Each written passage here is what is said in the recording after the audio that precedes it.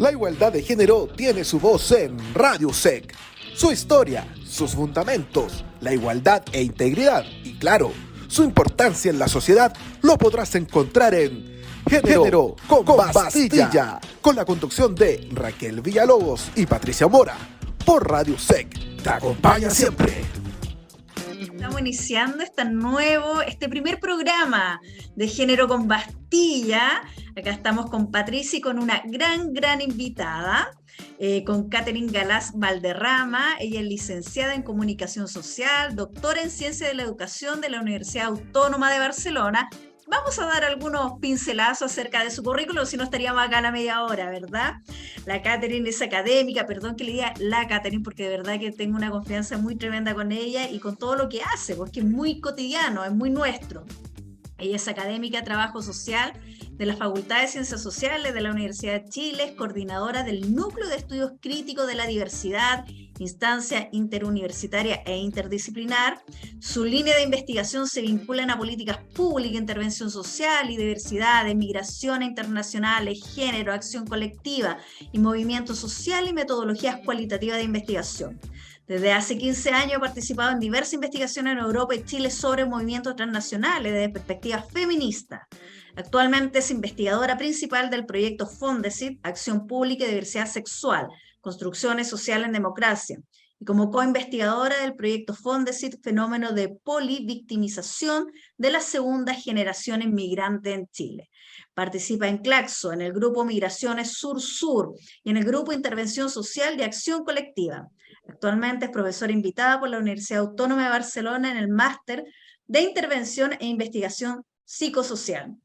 Aquí tenemos a Catherine Galás, directora de estudios de Prodemos. Muchas gracias, Catherine, por estar con nosotros. Muy buenos días. Gracias, Raquel. Gracias, Patricia, por la invitación. Solo aclarar una cosita, dígame. Que en realidad esos fondos sí terminaron y ahora estoy en uno que es sobre migración LGTB en Chile. Ay, mira, ahora qué interesante. Enfocada, sí. Qué interesante, por eso también es una pincelada acerca del trabajo, porque digo, si no estaríamos acá durante toda la hora viendo la presentación. Para nosotros es un gusto tenerte en nuestro primer programa de Género con Bastilla, y lo que nos cabe de cajón preguntarte primero, ¿qué es Prodemum? Tú eres directora de estudios de Prodemum, cuéntanos acerca de eso. Mira, la fundación se llama Prodemum, es Fundación para la Promoción y Desarrollo de la Mujer. Esta es una fundación que se crea en el año 90, llegada a la democracia. Fue la primera institución del Estado que empezó a responder a las necesidades y las demandas de las mujeres, ¿no? Luego ya sale CERNAM y luego viene el ministerio, pero Prodemo se mantiene, ¿no? Desde el año 90 hasta el día de hoy. Es una institución cuyo propósito principalmente es promover los derechos, fortalecer las autonomías de la diversidad de mujeres que habitan el territorio chileno y sobre todo incide localmente, porque hay que pensar que Prodemo, por ejemplo, está en las 56 provincias, tiene más de 66 sedes, atiende a más de 60.000 mujeres en todo el territorio, ¿no? De Arica a Punta Arenas. Y lo hace a través de varios enfoques, ¿no? Del enfoque de derechos humanos, de género, obviamente. Se está introduciendo la perspectiva interseccional y también territorial, ¿no? Que es como el énfasis que siempre ha tenido la institución. Entonces, Prodemo en realidad se preocupa un poco de generar autonomía, de promover empoderamiento, tanto económico como también personal, social, de liderazgo, organizar a colectivos de mujeres, fomentar el empleo dependiente e independiente, bueno, y una serie, y también uno de los programas clásicos es el de las mujeres rurales, ¿no? Que lleva más de 20 años, de hecho. Todo eso hace Prodemo. Y luego, hace este año, con la nueva administración, se creó esta dirección de estudios. Antes había una unidad de estudios, pero se dedicaba más a los análisis internos. Ahora la dirección de estudios se crea en mayo y la intención es hacer o posicionar a Prodemo sobre todo en estudios interseccionales que miren, digamos, las diferentes desigualdades que hay en los territorios, pero siempre para insumar a la oferta programática. Eso es lo que te puedo contar así como en general. Oye, pero Prodemo tiene distintas áreas, pues, sociales, política, Sí, sí. organizacional. Oye, está pero en muchas, muchas áreas. Y dentro de de esta gama tan amplia, y de la que tú trabajas personalmente, además, añadiendo tu tema académico también, que es muy Ujú. importante, hay algo que siempre a nosotros nos llama la atención, de que en qué momento este interés por la mujer se transforma como en un elemento militante, en qué momento se transforma como un arma, de alguna manera, no sé si arma, pero de alguna manera este tema político, este tema de estrategia, y desde el enfoque Bueno, también de género, porque ahí nos quedamos género, feminismo, no sé, ayúdanos tú a dilucidar ese tema. sí, yo creo que cuando uno empieza a ver las desigualdades, se vuelve política. O sea, esas personas que dicen que apostar por derrocar las desigualdades no es política, y no es feminismo, yo creo que es algo como muy poco estudiado en realidad, porque en verdad todos los avances en la igualdad de género o incluso eh, los pocos avances que han habido, porque tampoco es que existan muchos a nivel internacional, tienen que ver con las luchas feministas. O sea, son las Mm. luchas de activistas las que mueven. Generalmente el Estado llega a posteriori, o sea, desde las luchas, ¿no? O sea, ahí están las luchas y luego a partir de eso el Estado va respondiendo. Y a veces lo responde más, con más atino o no, ¿no? Ujú. Pero dependiendo también de los contextos socioculturales. En el caso chileno estamos en algunas cosas avanzadas y en otras cosas muy retardadas. Entonces, claro, si tú empiezas como mujer, empiezas a ver estas desigualdades, es casi imposible que no te vuelvas activista, porque el activismo no tiene que ver con a una marcha, sino más bien con incluso en la casa hacer revolución. ¿No? O sea, es como en el fondo te empieza a dar cuenta que hay desigualdades que están en lo más cotidiano. Mm. Eh, y que eso, si te empieza a incomodar, empiezas a ser activista, pues y empiezas a mover fronteras. Y cuando empiezas a mover fronteras en cualquier lugar, eso es parte de la acción, de la acción que te hace consciente de esas desigualdades, y eso es feminismo, en el fondo. Es como una lucha contra esas desigualdades. Catherine, y ahí qué interesante, porque tú has hablado de promover la diversidad entre mujeres. ¿Cómo, cómo promueven o cómo promueven esto desde lo territorial, desde lo intersectorial? ¿Cómo Interseccional. Ujú. eso, eso es? ¿Cómo lo mueven para que no se genere un, como para que la mujer de alguna manera se centre y vaya visualizando su meta, sin que esto Ujú. se transforme solo en un activismo? ¿Cómo No, lo van claro. generando? ¿Me entiendes tú? Para que no se genere como un activismo y una marcha por los derechos y Sí. esté ahí.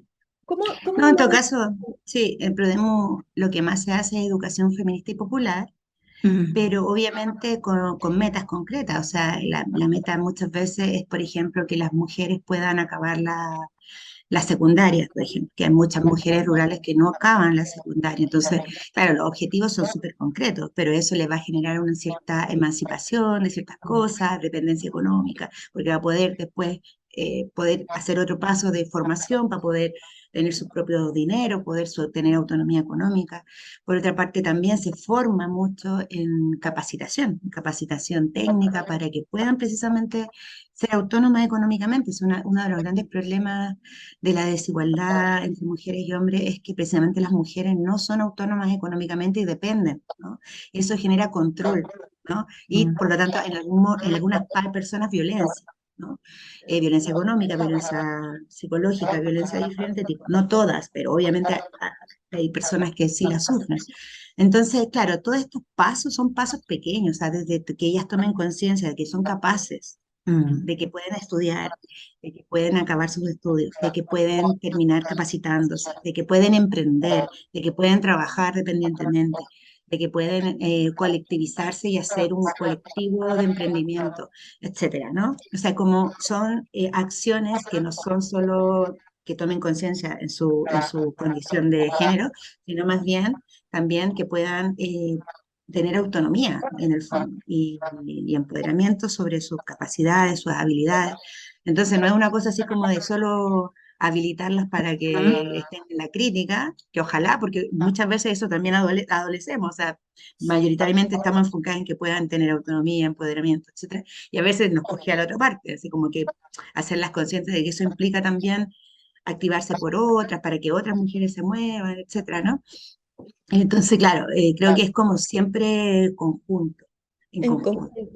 Es O decir, sea, lo que nosotros recibimos de algunas mujeres es que, por ejemplo, van a Prodemo, van a un taller sencillo, ¿no? Un taller X, y después cuando tú evalúan, ellas dicen, bueno, yo no di cuenta de que en el fondo lo que estaba pasando era que yo tenía una violencia económica. O sea, yo no sabía que esto era violencia, o yo no sabía que no me podían controlar de esta manera, ¿no? O sea, en el fondo Podemos muchas veces se transforma en la puerta de entrada al Estado, porque de ahí se deriva, no sé, a Cernamej o a donde hay dispositivos más específicos de violencia, por ejemplo, o a otros lugares, CENSE, más formación mucho más avanzada, o otro tipo de servicios, ¿no?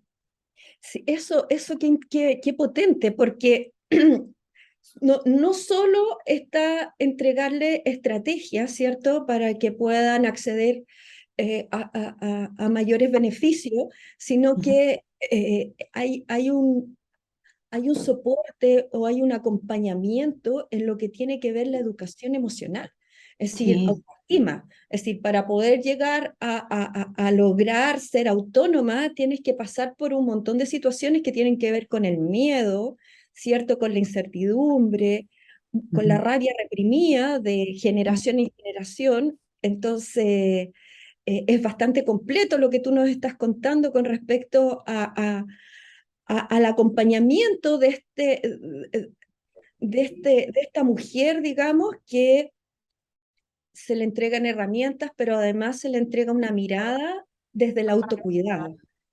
Ahí hay que Eh, destacar que muchas de las mujeres señalan que la diferencia con otros servicios públicos es que aquí en Prodemu las personas que trabajan en las regiones, en las provincias, son personas muy cercanas. O sea, el vínculo es muy como de colchón, ¿no? Entonces eso genera adherencia y apertura al Estado, porque si se acercaran a otros servicios que a veces son muy administrativos, ¿no?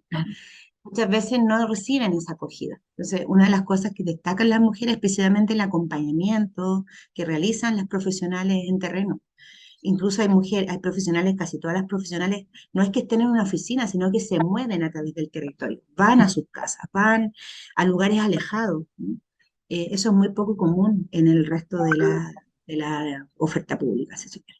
Sí, y cómo, Catherine, y desde las políticas de género en Chile, y según tu punto de vista y esta acción que hacen desde Prodemo, ¿cómo tú ves el estado actual de las políticas de género?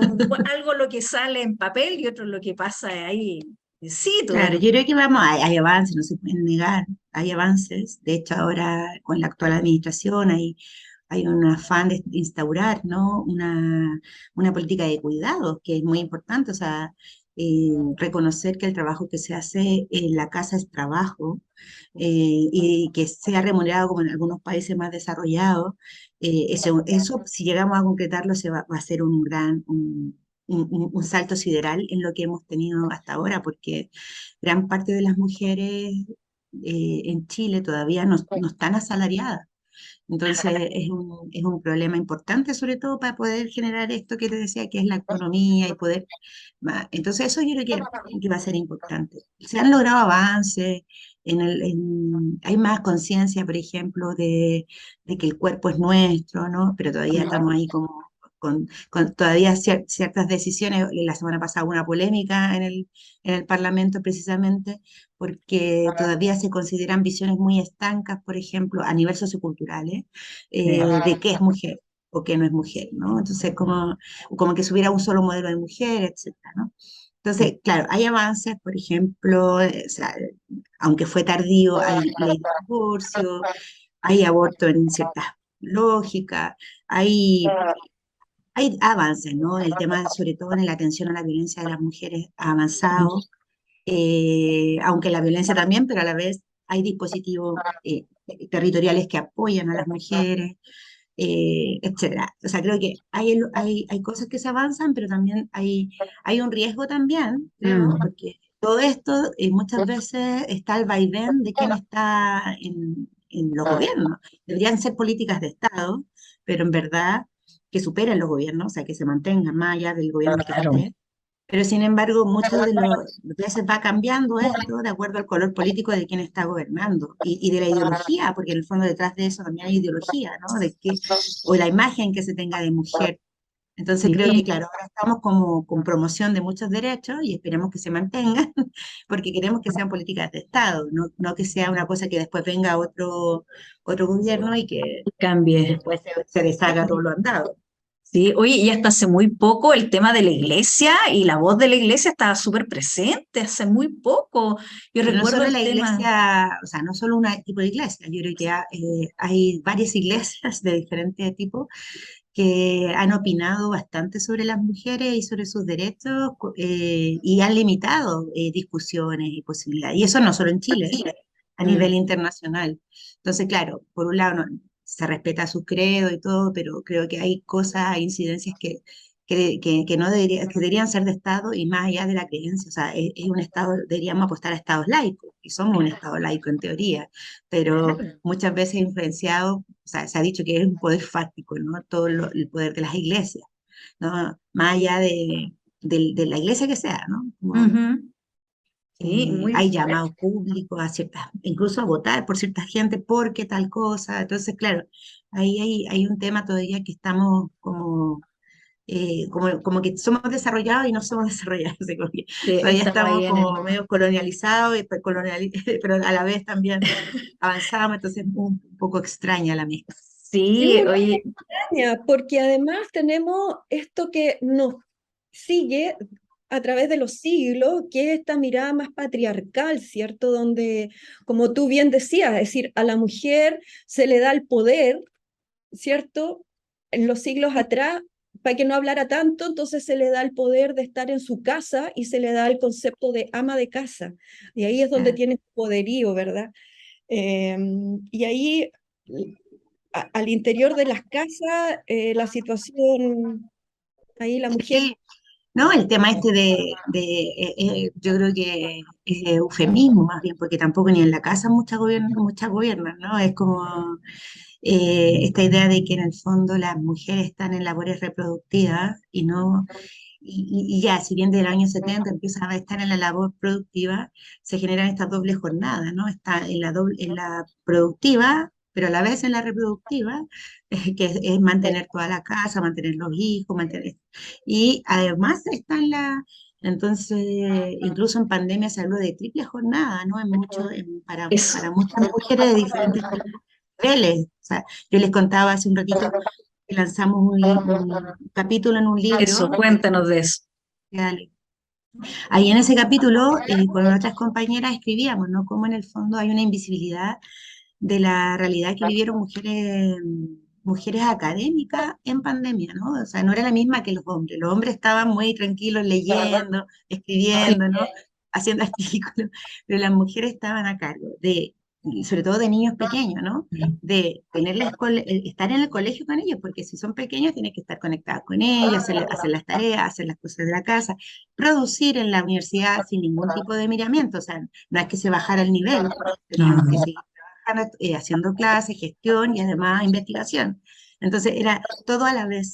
Entonces eran tres jornadas, o sea, la laboral, productivista, la, la reproductiva, que también estaba ahí dentro de la casa, pues, estábamos cocinando y a la vez haciendo clases, Mm. y la tercera es acompañando a nuestros hijos a educarse. Entonces, eso, por ejemplo, es una realidad que muchas mujeres viven cotidianamente más allá de la pandemia. Por ejemplo, las mujeres rurales. Las mujeres rurales tienen una triple jornada, trabajan en el campo remuneradamente, trabajan en la casa con sus hijos, etcétera, y el tema como casero, y además tienen las chacras personales que tienen que mantener también. Entonces es permanente, ¿no? Es todo a la vez. Y a la vez muchas veces son esas mismas mujeres las que mantienen la relación con los servicios públicos en el campo. No son los campesinos, son las mujeres de los campesinos las que están yendo a los servicios públicos. Entonces todo eso cotidianamente. Entonces todo eso, claro, es muy invisible, porque la invisible, labor reproductiva está adentro, ¿no? Está a puertas adentro, no se ve. no se Eh, ve. Y mira, y hay algo aquí, hay un elemento que tú has mencionado bastante, que al fin es esta multifuncionalidad lo terminamos naturalizando.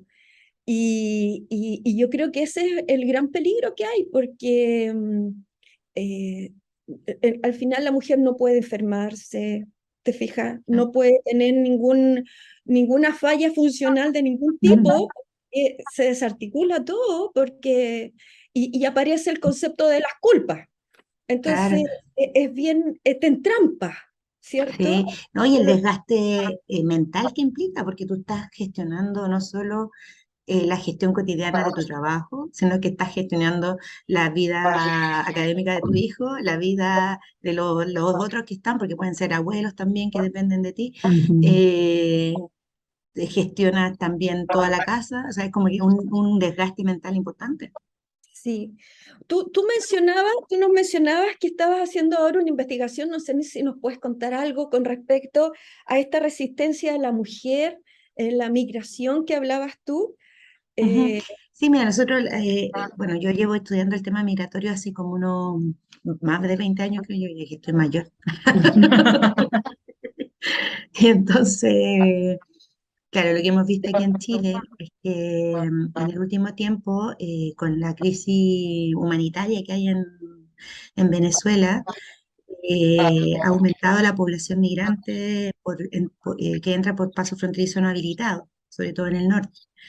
Y eso genera condiciones, sobre todo de mujeres, y muchas veces mujeres acompañadas de niñas, de su hijo, etcétera, a cargo, que pone a esas mujeres en una situación de vulnerabilidad muy fuerte, ¿no? Es una situación, porque entrar por paso fronterizo no habilitado en Chile es una falta legal, lo que en el fondo la deja fuera del mercado laboral, del mercado formal en todo sentido, del residencial, educativo, etcétera, ¿no?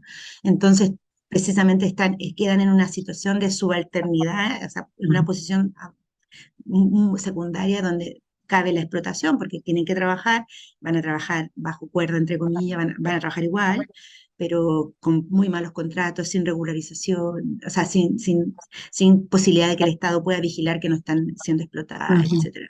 y con temor de Además, ser deportada, con el temor de eventualmente. que ser encontrada, vigilada, deportada, porque efectivamente ahora no se han concretado, pero en años anteriores hubo devolución, ¿no? De personas. Eso por un lado. Por otra parte, el estudio que estoy llevando yo a cabo es sobre migrantes LGTB, que también es otro tema. Muchas veces queda como en una nebulosa, ¿no? Las personas migrantes de las disidencias sexuales migran, no siempre por un tema económico, o sea, como quiero mejorar mi vida, sino más bien quiero salvar mi vida, porque se produce ese exilio, ¿no? O sea, en sus países son perseguidas, ¿no? Por su orientación o su condición sexual y viajan para poder tener una vida normal, ¿no? Porque pueden correr riesgo en su sitio donde viven.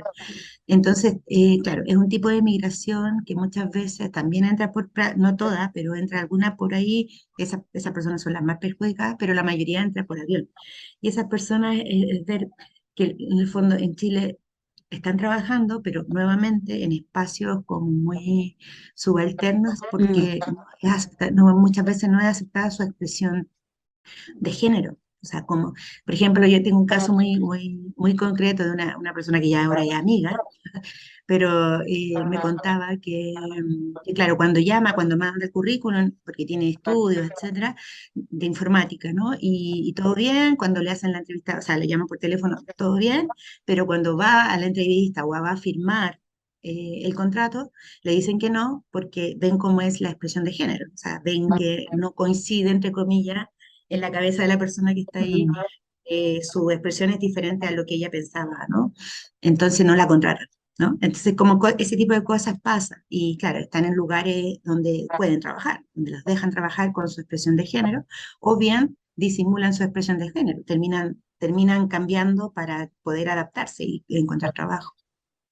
Porque nos falta mucho, ¿no? Mucho para aprender en ese sentido, que No, a nivel sociocultural estamos como años luz, o sea, tratamos de avanzar, pero también hay mucho prejuicio, estereotipo. Lo que pasó en el Congreso de la semana pasada hoy eso es impresentable. es un signo claro de que efectivamente todavía estamos muy lejos de entender que hay diversidad en la Sí, vida y en los y como territorios. dices tú, se levantan juicios sobre la elección del género que deja fuera a la persona, ¿cierto? A Claro. propósito de esto que tú decías de la diversidad, es decir, dejas afuera a la persona, te centras en un aspecto que no habla de la persona, Mm. ¿cierto?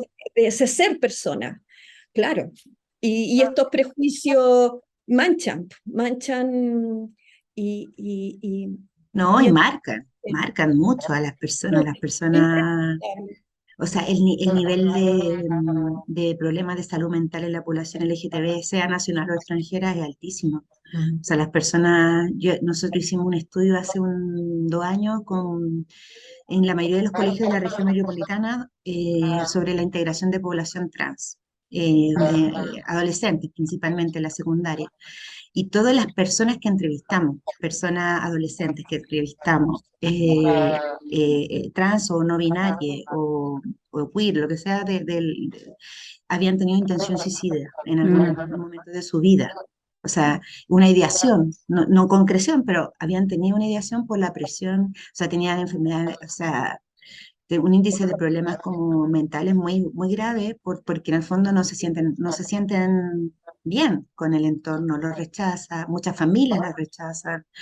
Entonces, ahí hay un tema grave también. Es un tema de que cómo incide todo estos estereotipos, esta situación sociocultural, incide en la vivencia cotidiana y a veces mental de las personas. O sea, como eh, afectándoles depresiones, ansiedades, crisis de pánico, gente que no sale a la calle por temor a ser agredida, ¿no? Una serie de cosas muy fuertes.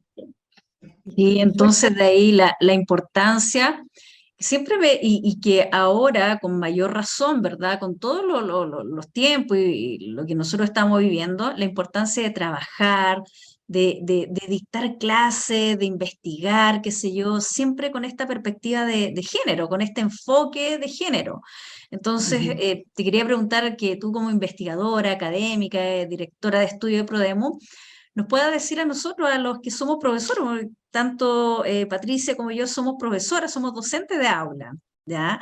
Y qué significa trabajar, investigar siguiendo esta perspectiva de género, Ujú. adoptando esta Yo creo perspectiva de que género. una vez que te pones los lentes, ya no te los tienes que sacar nomás. Es como siempre vas a estar en donde estés. Está ahí en la playa y vaya a fijar. Después, como, ¿por qué pasa esta situación? O sea, vas a estar siempre con esos lentes. Yo creo que como profesora es un desafío muy importante porque estás formando nuevas generaciones y sean profesionales, sobre todo profesionales que van a estar después transmitiendo saberes, ¿no? En lo cotidiano.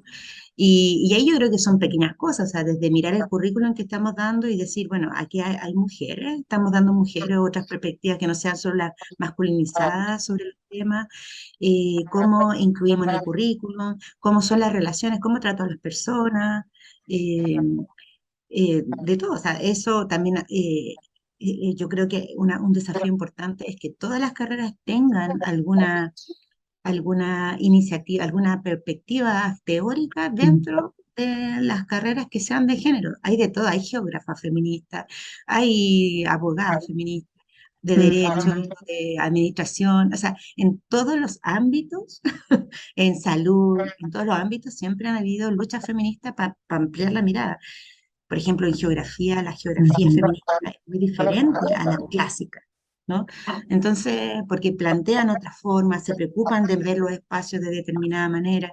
Entonces, yo creo que en todas las carreras académicas, uno puede incorporar esta visión, sea la más técnica, así, la ingeniería, o las más como más sociales, ¿no? Que también son técnicas, pero son de otro tipo, ¿no? Eh, y luego también pensar en generar debates dentro de la universidad, abrir la discusión, no cerrarla, ¿no? Sino que generar instancias tripartitas, estamentales, donde estén no solo los académicos estudiantes, sino que también los administrativos que siempre están en la universidad. Los profesores a veces salen y entran, y los alumnos siempre entran y salen. En cambio, los administrativos es un cuerpo que generalmente es muy fijo. Ellos también, y muchas veces quedan como olvidados, ¿no? Olvidadas dentro de la... Entonces, hacer debates tripartitos, ver cómo son las dinámicas. Yo creo que hay mucho por hacer. O lo mismo, esto mismo que yo les decía, o sea, cómo poner la voz ahí, oye, hay desigualdades de género, incluso, por ejemplo, si tú la miras en la universidad, ¿quiénes están en gestión? Son mujeres, preferentemente. ¿Quiénes son las jefas de carrera? Pero ¿quiénes son los directores? Son hombres, la mayoría de las veces. Ahora está cambiando un poco. A nosotros, por ejemplo, en la Facultad de Ciencias Sociales recién hay una decana, recién ¿Verdad? ahora. O sea, primera vez en cuántos años de historia de la universidad. Entonces, claro, generalmente los lugares de gestión son feminizados y los lugares que son como que vistos de pensamiento, de no sé qué, o de políticos, generalmente son hombres. Entonces también ahí hay un tema de visibilizar esa desigualdad interna. O sea, ¿por qué un hombre se tiene que dedicar a escribir y la otra tiene que hacer todas las, ¿cómo se llama? La, ahora estas como acreditaciones, ¿no? O sea, Ujú. acreditaciones generalmente hay mujeres, no hombres. Entonces, como ver un poco también cómo es la dinámica interna. Es Mira, verdad. Hay mucho género que cortar, hay mucho género, todavía nos Mucho. queda mucho género que cortar.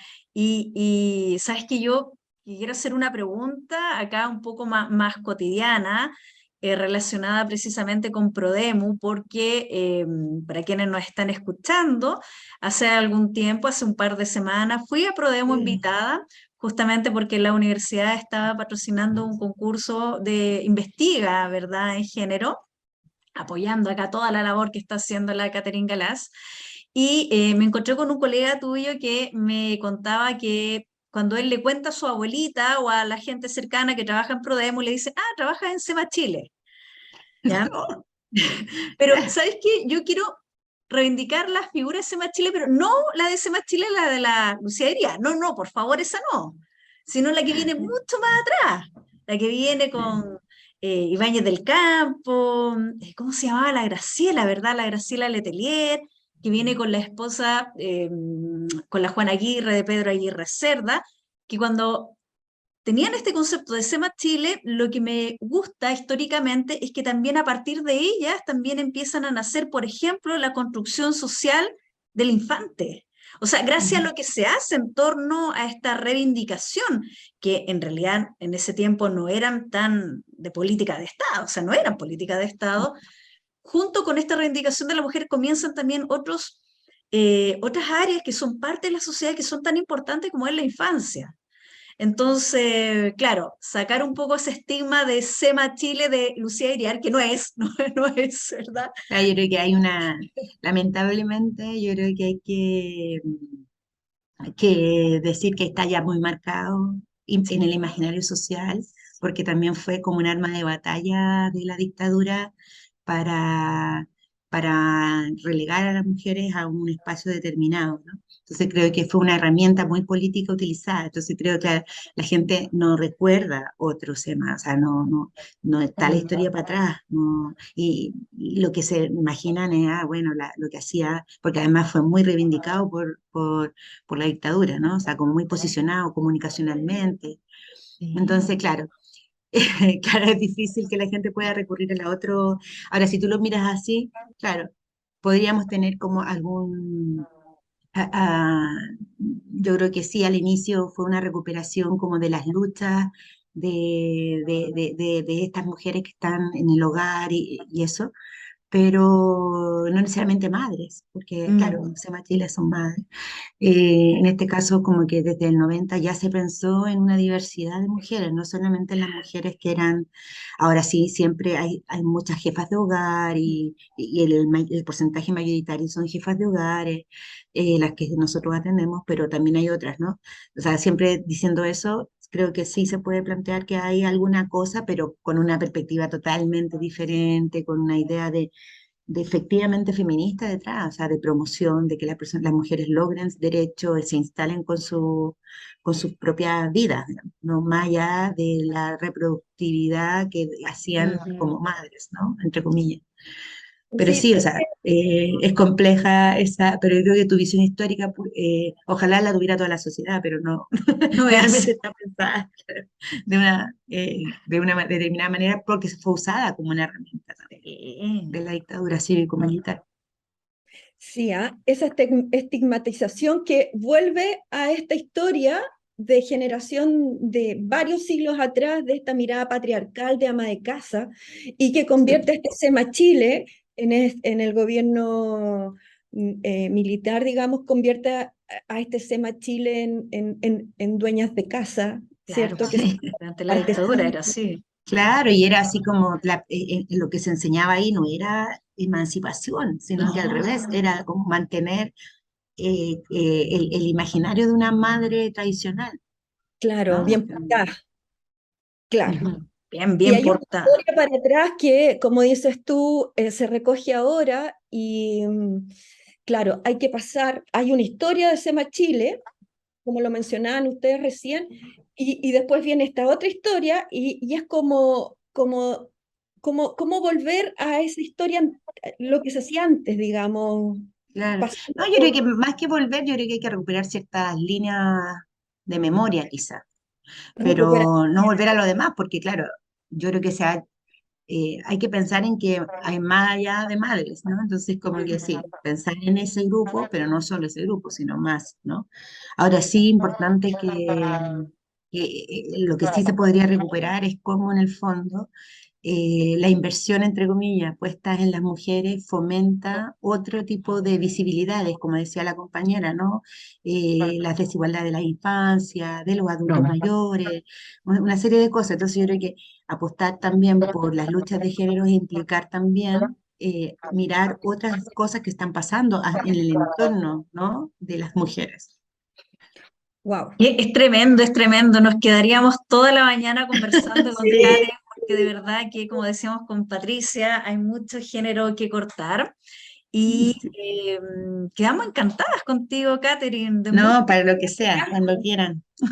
pensar y Y además creo, repensarnos. creo que se cumple, digamos, este afán que tenemos nosotras de generar un espacio de conversación reflexiva que vaya educando, Claro. porque lo que hemos ido abordando en este programa contigo ha sido eso, educar. Y la única manera de poder educar y transformar es reflexionando a partir de ciertos conceptos que uno naturaliza y que te Sí, vas dando cuenta que en realidad limitan esta sí. naturalización, limita un hacer, ¿cierto? Limitan la autoestima, la autonomía y coartan a través de la incertidumbre. Creo que hemos logrado, digamos, generar este espacio de Sí. reflexión que nos permita mirar un poco más allá. Mm.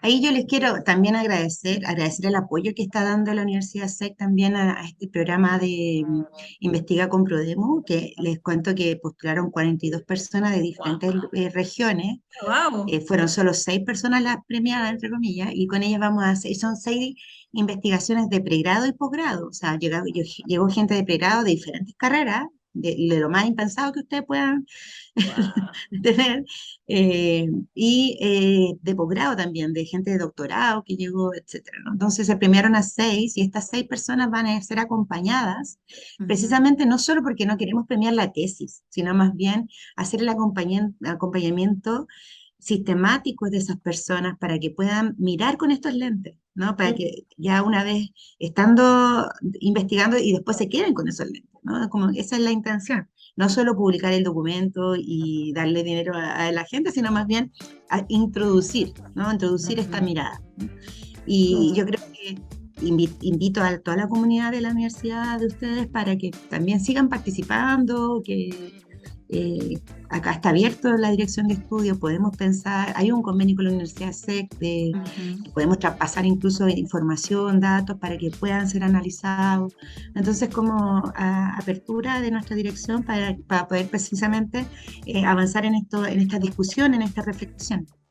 Perfecto. Encantadísima, Catherine, encantadísima. Qué bueno. Mira, ya no nos hemos dado cuenta que ya pasó el tiempo, así que vamos a dar oportunidad a nuestro primer capítulo de Género con Pastillas, agradeciéndote infinitamente, Catherine. Infinitamente. No, muchas gracias a ustedes por la invitación.